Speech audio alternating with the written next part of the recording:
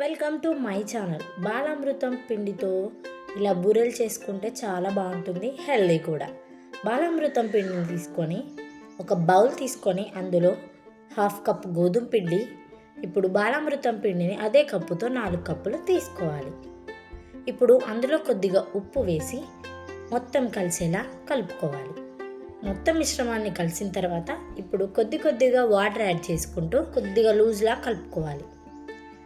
ఈ కలుపుకున్న మిశ్రమాన్ని ఒక అర్ధగంట సేపు మూత పెట్టి పక్కన ఉంచుకోవాలి. ఒక అర్ధగంట తర్వాత మంచిగా దగ్గర పడిపోతుంది. చేతికి ఆయిల్ రాసుకొని చిన్న ఉండల్లా చేసుకోవాలి. ఇప్పుడు ఈ ఉండలన్నీ పక్కన ఉంచుకొని స్టవ్ పై కడాయి పెట్టుకొని అందులో డీప్ ఫ్రైకి సరిపడా ఆయిల్ పోసుకొని హీట్ కావాలి. అది హీట్ అయ్యేలోపు ఇప్పుడు ఒక పూరీ ప్లేస్ తీసుకొని అందులో ఆయిల్ కవర్ పెట్టి ఇప్పుడు మనం చేసుకున్న ఈ ముద్దని అందులో పెట్టి ప్రెస్ చేసుకోవాలి బూరెలా. ఈ బూరెని తీసుకెళ్ళి డీప్ ఫ్రై అయిన ఆయిల్లో వేసి అటు ఇటు టర్న్ చేసుకుంటూ ఫ్రై చేసుకోవాలి. ఒక 10 నిమిషాల్లో ఫ్రై అయిపోతుంది. అన్నిటినీ అలాగే అటు ఇటు టర్న్ చేసుకుంటూ ఫ్రై చేసుకోవాలి.